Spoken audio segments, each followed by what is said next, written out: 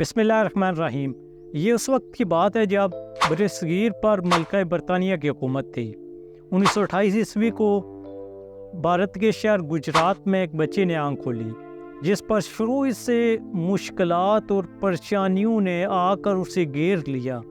جلد ہی اس کے سر سے باپ کا سایہ اٹھ گیا، اس پر مشکلات کا اور زیادہ بوجھ پڑ گیا۔ اب اس کے ذمہ اس کی والدہ تھی جو بوڑھی ہو چکی تھی۔ اس والدہ کی دیکھ بھال کرنے کے لیے صرف وہی تھا جس نے اپنی والدہ کو دیکھنا تھا۔ یوں اب بہت ساری مشکلات اس کا انتظار کر رہی تھیں اور اس کے راستے مشکل کرنے کے لیے کھڑی تھیں۔ اس نے بھی ہمت نہ ہاری اور لگا رہا۔ جلد ہی وہ اسکول کو خیر آباد کہہ کر عملی زندگی میں داخل ہو گیا۔ چھوٹی عمر تھی لیکن پھر بھی اپنی والدہ کے لیے کچھ کرنا چاہتا تھا۔ یوں زندگی کی سختیاں برداشت کرتے کرتے ایک دن وہ آ گیا جب اس کی والدہ اس سے بچھڑ گئی۔ والدہ کا انتقال ہو گیا۔ اب وہ اس دنیا میں اکیلا تھا، اس کا اور کوئی نہ تھا، لیکن اللہ تعالیٰ اس کے ساتھ تھا۔ اب اس کے دل میں صرف ایک ہی خیال تھا جو اس کا مقصد بنا، جس پہ وہ گامزن رہا، اور وہ خواب یہ تھا کہ اس نے انسانیت کی خدمت کرنی ہے، انسانیت کے لیے کچھ کرنا ہے۔ اس نے سوچا کہ میں نے اپنے آپ کو انسانیت کے فلاح و بہبود کے لیے وقف کرنا ہے۔ جب پاکستان بنا تو وہ پاکستان میں آگے اور کراچی کے شہر سے اپنی زندگی کا آغاز کیا۔ کراچی کی سڑکوں پر اس نے ریڑھی لگائی اور کپڑا بیچنا شروع کیا۔ تھوڑے سے پیسے جمع کیے اور محلے میں ایک چھوٹی سی ڈسپنسری کا آغاز کیا۔ اللہ تعالیٰ نے اس کی مدد کی۔ وہ چھوٹی سی ڈسپنسری ایک دن اسپتال بنی۔ اسے اللہ تعالیٰ نے مزید ترقی دی، مزید اسے کامیابی ملی۔ مخیر افراد نے ڈونیٹ کیا اور ایک دن اس نے اپنے نام سے ایک ایمبولینس سروس شروع کر دی۔ اس کا نام ایدی ایمبولینس سروس تھا۔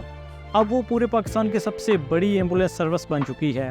پہلے دوستو، یوں ہی وہ زندگی کی سختیاں برداشت کرتے ہوئے انسانیت کی فلاح و بہبود کا جذبہ دل میں لیے آگے بڑھ رہے تھے، لیکن ایک دن ایسا آیا جب وہ اس دنیا فانی کو کوچ کر گئے۔ تاریخ گواہ ہے کہ انہوں نے کوئی بینک بیلنس نہ بنایا۔ انہوں نے ساری زندگی دوسروں کی خدمت کے لیے گزاری، مدد کرتے گئے دوسروں کی۔ اللہ تعالیٰ ان کی مدد کرتا گیا۔ یہ کہانی پاکستان کے عظیم انسان اور محسن پاکستان جناب عبدالستار ایدی صاحب کی تھی، جن کا نام آج ایک دہائی گزرنے کے بعد بھی زندہ ہے اور کئی صدیاں گزرنے کے بعد بھی زندہ رہے گا، کیونکہ انہوں نے انسانیت کے لیے کچھ کیا۔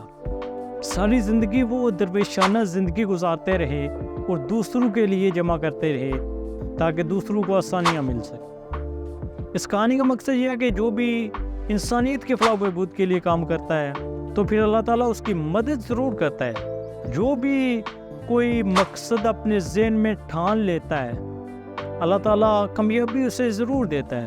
پھر آندھی آئے یا طوفان ہو، زلزلہ بھی آئے، تب بھی وہ بندہ رکتا نہیں، کیونکہ اللہ تعالیٰ اس کے ساتھ ہوتا ہے، اللہ تعالیٰ کی مدد اس کے ساتھ ہوتی ہے۔ یوں یہ کہانی ہمیں اور بھی بہت سارے سبق دیتی ہے کہ جس نے دوسروں کی خدمت کی، دوسروں کی مدد کی، دوسروں کے راستے آسان کی، اللہ تعالیٰ اس کے ساتھ ہے، اللہ تعالیٰ اس کی ضرور مدد کرے گا۔ جس نے بھی دوسروں کی مدد کی، اللہ تعالیٰ نے اس کی ضرور مدد کی۔ جس کی نیت صاف ہوتی ہے، جس کے پاس مقصد ہوتا ہے، جو ٹھان لیتا ہے کہ کچھ کرنا ہے اور اللہ تعالیٰ کی بنائی ہوئی اس مخلوق کے لیے کچھ کرنا ہے، تو اللہ تعالیٰ اسے کامیابیاں ضرور دیتا ہے۔ پھر وہ ایک کہانی بن جاتا ہے